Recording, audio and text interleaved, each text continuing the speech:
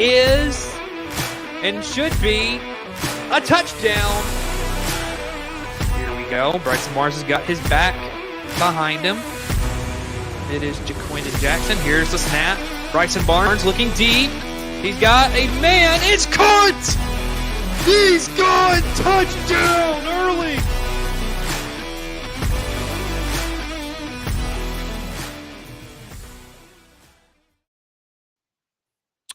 And good morning, everybody, and welcome to College Football Wraparound. As you can see, we are coming to you about 30 minutes later than we normally do on a Saturday morning.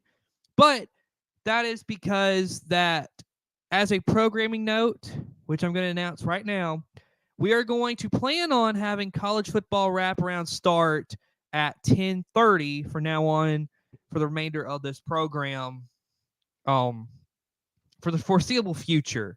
So for those interested, it will be 10:30. So, with that all being said, today we've got a very interesting show. So we had two good ball games last night between Nebraska and Illinois, and we had a really good ball game between Stanford and Syracuse. So you're going to want to stay here and get our take on that. And then we're going to talk about USC, Michigan, kind of preview the game, Tennessee and Oklahoma, preview that one. Then we'll do our game picks. So we have a little bit to talk about. So also comment below because I've been, as far as the new light on Thursday, we tested it out. I want to get your feedback. Do you think the lighting's better today? Just kind of give me some feedback. I just need to know because I'm trying to work around with it. I also got another light today at some yard sales. So we're going to try to set that up, put together for Wednesday night stream. So with that being said, let's move on to our first topic of the night. Of the morning. Let's talk about Illinois and Nebraska. Now, this ball game, this went into overtime. It was a good ball game. Here's the big story that you take away from this. Okay? And we'll get into stats here a little bit later. But Illinois, they got into the red zone 4 times. They converted all 4 times in the red zone. And so on the season, Illinois is actually 16 for 16 in the red zone. So they're 100%. Now, I believe their quarterback, Luke Altmaier, threw 4 touchdowns in this game. So Illinois is an interesting football team. We'll get into their stats here in a little bit. But Nebraska, here's the thing. It's the undisciplined play that is really hurting them this season. And I'm not going to lie to you. I think they could be a incredible football team. I think that's, in all honesty, I think everyone who covers the sport believes the same way. That Nebraska has that opportunity. They could be a really good football team. They got to clean up some things, though. And I think that you clean up the mistakes, then you could have yourself a chance where going into that Ohio State game, you could be a 1-loss team. That's legitimately what you could see for Nebraska. Now, they committed 9 penalties, including 3 personal fouls and a face mask. And so this season, they've been flagged 28 times in their first 4 games. Now, granted that this season, the officiating, the officiating for a couple of years now within every conference has been just really tick-tacky and just ridiculous. But 28 penalties this season, it's not going to cut it if you are Nebraska. But, for instance, you can get that cleaned up, but it's going to be interesting to see. You're still, the days of potentially having a ball game with no penalties in college football, I think, are gone. Each team's going to have at least one penalty per game, or shall I say, at least three in this new age of college football. So it is a I I think it's just crazy to think about the referees and how they dictate the ball games, but whatever. Let's move on to some stats for this ball game. You look at the team stats so far. This game was a 31-24 win for Illinois in overtime. You look at total yards. Both teams, I would say, are pretty even here. Illinois 381, Nebraska 345. Now through the air, this is close. Illinois 215, Nebraska 297. Now, what is the big difference here, though? It's the run, the yards on the ground. Illinois 166 to 48 for Nebraska. You look at first downs, Illinois 25 to 20 of Nebraska. Third down efficiency, I mean, both teams were pretty good. Illinois 7 to 13, Nebraska 8 to 15. You look at fourth down efficiency, Illinois 2 of 3, Nebraska 0 of 1. You look at penalties, Illinois 3 for 20, Nebraska 9 for 89. Raiola threw an interception. Illinois fumbled the ball twice, and Nebraska one time possession. And then you look at, so really you're seeing a trend here throughout the season, and that is if you're more penalized, most of the time you're going to lose the ball game. And I mean, I think it just goes for any team, anywhere, or any game that we've ever seen. Last night, Luke Altmaier had him a ball game, 21 to 27, 215 yards, 4 touchdowns. He played great. That's incredible. And then their running back Fegan, he had 12 carries, 69 yards. McCray, 9 for 38. Lawfrey, 4 for 30. Altmaier, 10 for 21. Valentine, 3 for 10. Look at the receiving yards. Bryant had 5 receptions for 74 yards and 2 touchdowns. Franklin had 5 for 50. Now, I believe he got hurt in this game. He had like a leg injury, so he's going to be out. Arkin, 4 for 28 and a touchdown. Dixon, 2 for 25. And then you have a bunch of players with 1 catch apiece. That's Illinois. And then you look at Nebraska, Raiola. Good ball game for him. 24-35, 297, 3 touchdowns, 1 interception. Then you look at the run game, Rico Dowdle, 20 carries, 72 yards. Now, keep in mind, I told you it was only 48 rush yards. You want to know why you only had 48? Raiola was sacked 7 times for 52 yards.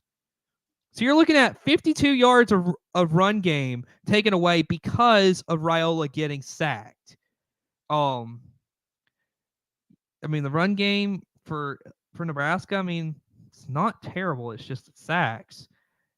And then pass receiving leaders, Banks had 8 for 94. Nair had 4 for 90 and 2 touchdowns. Fedone, 2 for 46. Barney, 4 for 25. Lloyd, 1 for 17. Johnson, 2 for 14. Dowdle, 2 for 10. And then Bonner had 1 for a yard and a touchdown. So Nebraska, altogether, you just got to clean up some of the mistakes you made in this ball game. And I think overall, they're good enough, I think, that you clean up mistakes, then I think you could be a really good football team if you're Nebraska. Again, there's going to be a lot of games where if you can't expect to win in a ball game like that, like they did, in that game, they lost to Illinois. What I'm trying to say is committing all the penalties you did, you're not going to win. So that's my takeaways from this ball game. So let's move on. And we've got Stanford and Syracuse on. So how did this game end? Well, Emmett Kinney, who was the kicker for Stanford, he knocks a field goal in as time expires, and Stanford wins this ball game 26-24.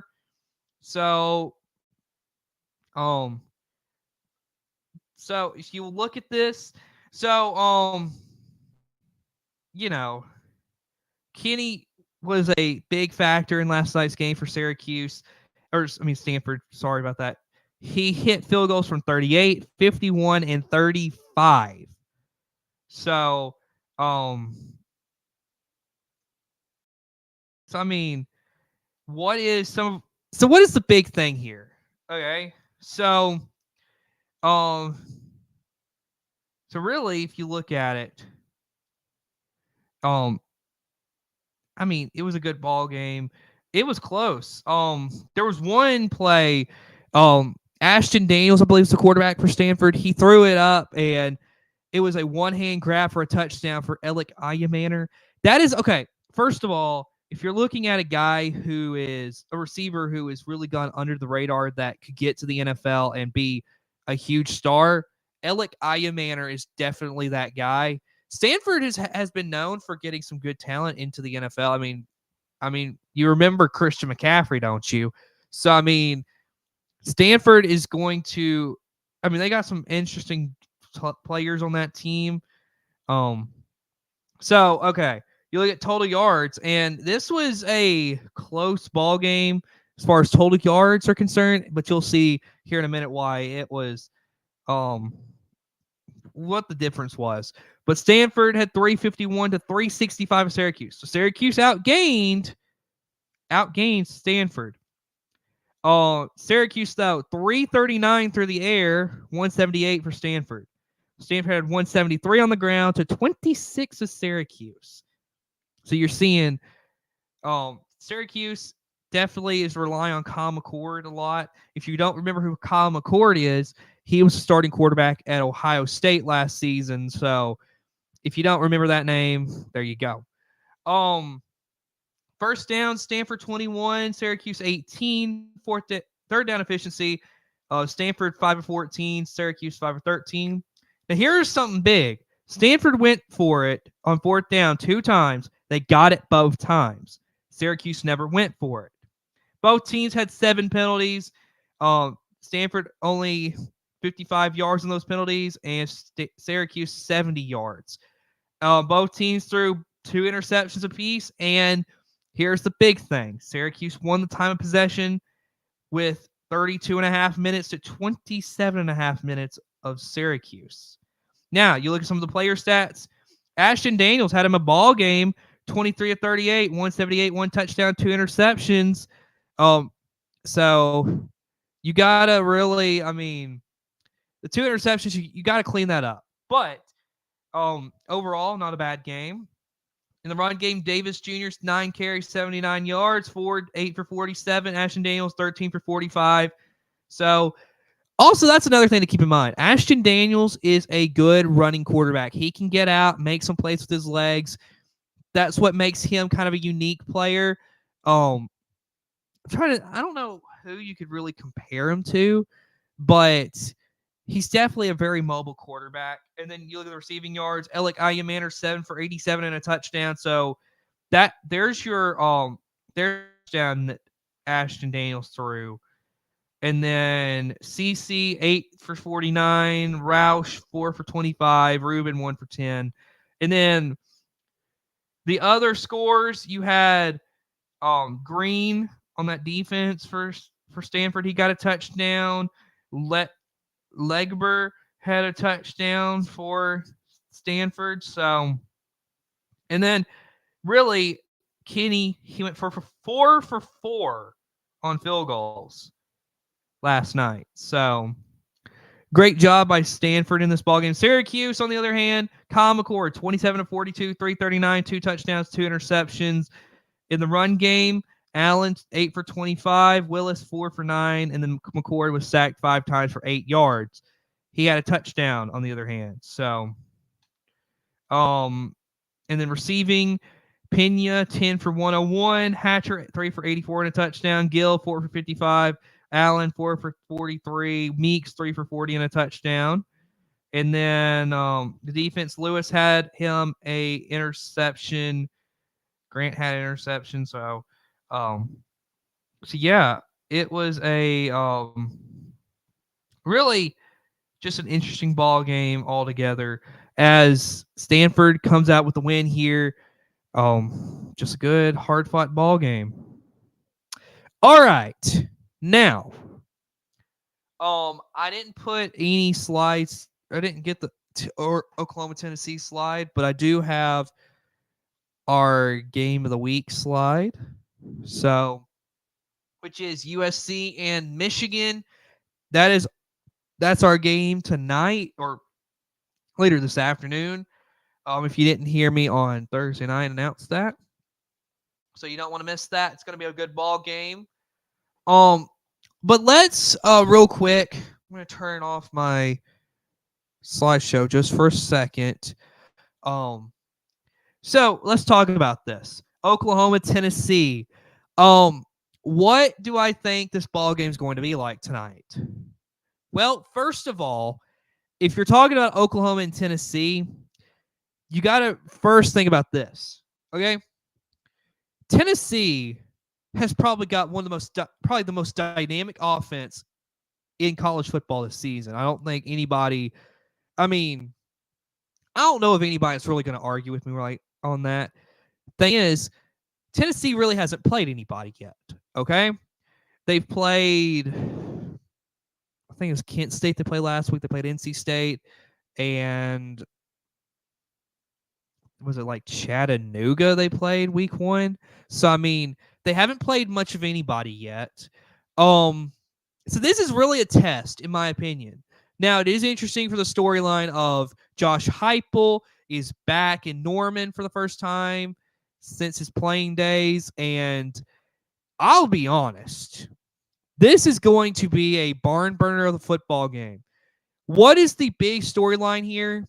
Well, if you're going to ask me, it's going to be the Oklahoma defense versus that explosive Tennessee offense. Now, there's also the factor of I think Jackson Arnold has got to clean up some of those mistakes he's making with the turnovers. But I think he can do it. I think he can clean up these mistakes here tonight. I think this is going to be a ball game that most everyone's going to want to keep an eye on. So, I'm going to get me a sip of water. But, I think this is a good ball game. I think everybody agrees. I mean, ESPN's College Game Day is there this morning in Norman. I will say this. I think this game, like I said, is coming down to Oklahoma's defense versus Tennessee's offense. But I'm going to give you my prediction here in just a moment. But this is going to be a close ball game. I don't care who in the world would disagree with me with that. I think this is a close ball game. But here's the question that I think a lot of people are going to have. Who does it matter more for? Okay? Both of these teams have aspirations to get into the college football playoff. I mean, you could lose this game and still be fine, but at the same time, really, I think this is going to define a lot. So, here's the question. As I said, does it matter more for Josh Heupel in Tennessee to go on the road and get a big win, or does it matter more for Oklahoma to get a win at home against a good Tennessee football team? Well, let me tell you this. I would argue that it means more for Tennessee for this season because I think a lot of people see them as this team that could be really good, and they played really good. But they're having to go to Norman, Oklahoma. I would argue that if they win this ball game tonight, Tennessee does, this is that moment to say, okay, this team's for real. This team could legitimately make a case that they could end up in the SEC championship game and maybe even make it to the college football playoff. I think that's really what you're looking at right now for this ball game. And if you're Oklahoma, I think it defines a lot about can Brent Venables coach in the big games in the SEC. So, for me, I think it means more for Tennessee and get a big win, and that could really set off like, okay, we could actually make it to the playoff. If you're Oklahoma, if you win this game at home, It's similar. And so it's going to be a very interesting ball game here tonight. So one that you want to keep your eye on. We'll talk about it a little bit more here in just a little bit with our game picks. And we talk about our game. Oh, there we go. I don't know what I just did. Sorry about that. Talk about our game of the week, USC and Michigan. And so you look at our game of the week. So, Michigan. 2 weeks ago, you had a bout with Texas. That didn't go well. Not at all. You put up only 12 points at home. Texas dominated that whole ball game. I don't know what else to say, but Texas dominated you in your house. Now, you have a 2:30 game in your house. You got USC coming in, which is a conference game now. Which I think for both teams, this is their first conference matchup. This is USC's first matchup in the Big Ten. It's a big one. I think this is an interesting ball game because USC has got themselves a really good quarterback in Miller Moss. He's going to be really good. And then you got, I think the big thing in this ball game is I think it's going to be USC's defense against that Michigan run game, because I get this feeling like Michigan is going to want to run the ball a little bit more. Now, here's the big question also, because it's the quarterback situation for Michigan. You started Davis Warren first couple of weeks. Now you're going to Alex Orji. I mean, here's the thing. Can Alex Orji actually bring a little bit something different to the offense? I don't know. We haven't really seen him throw a pass here in college. So it's going to be interesting. That's why we're doing it here on this channel, so we can kind of see what we see tonight. But really, Alex Orji, he's a good running quarterback. But again, it's going to come down to, can he actually throw the ball? If he can't, then I think it's going to come down to, are they going to actually get Donovan Edwards going in this offense? This offense just seems like they haven't figured out what they want to do, but they don't want to run the ball. And the run game is what they excel at. Excuse me. So I'll say this. I think if Michigan can get the run game going, then that's going to be huge. My prediction for this, I'll give you my game pick here. Well, actually, I can't give you a game pick. That's right, because I am calling the game. But I'll say this. The big story is going to be, if Michigan's run game can actually get going, that's what they got to rely on this whole season, is get the run game going. If they can do that, then hey, then you could actually salvage the season and actually probably get to the playoff. But at the end of the day, like I said, you got to run the ball, and you got to do it efficiently. All right. So now it is time for our games pick segments. And so here are the records. And I'm going to go ahead full screen this like I always do. So Jack, he's got a lead at 21-12. He's made these last 2 weeks. He's really rebounded. It's incredible to see what he's done. And then I'm in second place with 18-12. As you know, there's been a couple of games I haven't picked because of calling them. So that's really what that is. And then Colton, third place at 19-13. Now, keep in mind, yes, he's won one more game than me, but he's lost one more game than me. We're going by the loss column to determine the point, like who's in what place. And then our viewers are 17-14 this season on game picks. So now I'm going to get it all pulled up for you. And go ahead and come back to main camera. Gonna get our community post. Okay, so we're gonna start by talking about NC State and Clemson. It's gonna be an interesting ball game. Our viewers now we got 24 votes on it, but our viewers think that Clemson, 54% think Clemson's going to win this ball game. So we look at Colton and Jack's picks. Colton has got Clemson. Jack's got Clemson. So everybody's got Clemson, but yeah, I gotta go Clemson as well. I mean, from what I've seen, both teams in the bigger games has not really shown up yet.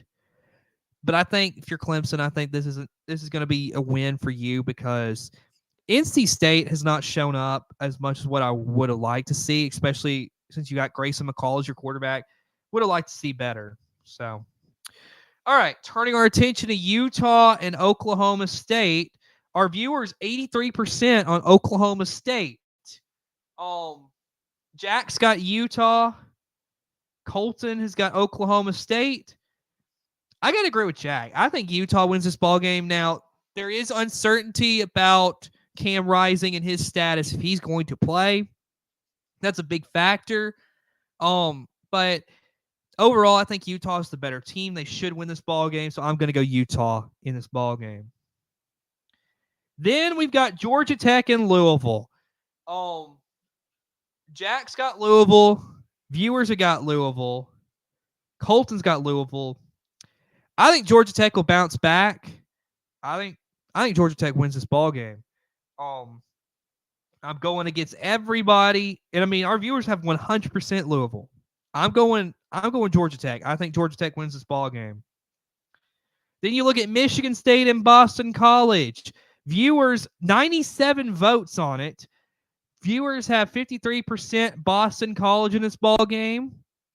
Colton's got Boston College. Jack's got Boston College. I'll take Boston College as well, just because I think Thomas Castellanos, he's had a great season so far.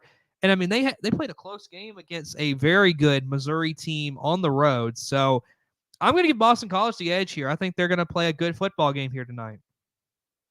Then you move on to Tennessee and Oklahoma. 43 votes on this. Viewers think 86% Tennessee on this ball game. Jack has got Tennessee. Colton's got Oklahoma. I will go Oklahoma as well.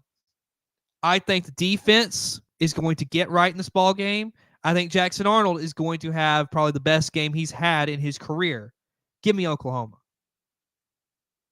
Then we move on to Baylor and Colorado. Viewers, 75% Colorado with 24 votes on this.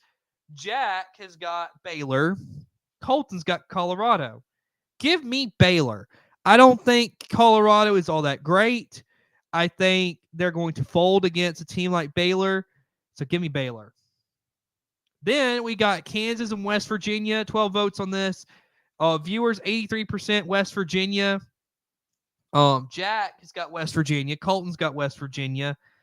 I think I'm going to go Kansas in this ball game because I think they will bounce back after having two really bad losses. Well, I would say UNLV is not a bad loss, and Illinois is really not a bad loss if you think about it, because both teams could legitimately be good football teams this season.